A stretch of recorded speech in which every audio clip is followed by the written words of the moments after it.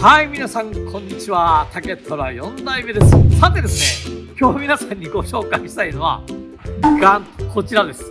茶こしです。茶こし。これね、ここが餅のとこは籐で作ってます。竹編みのね、茶こし部分がついた、ちょっと小ぶりでね、いい感じの茶こしでしょ。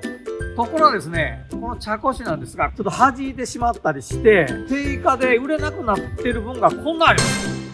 最初はちょっともうこれ処分してしまおうかなというふうに思ってたんですが、せっかくこれだけ惜しいので、もしお構いない方がおられましたら、送料はいただきますけど、無料で差し上げようかと思ってるんですよ。これ見てください。品物的にはね、ちょっとここが弾いていたり、こう折れてたり、ちょっとこう隙間空いてたりするんですけど、茶こしとして使うには全然そのまま使えますので、もしお構いない方がおられたら使っていただきたいなというふうに思うんです。これだけあります。詳しくはですね、この下の概要欄の方にページの方を作っておりますので、送料はいただいてしまうんですが、これ無料で差し上げますので、もしご関心のある方はどしどしご応募いただきたいなというふうに思っています。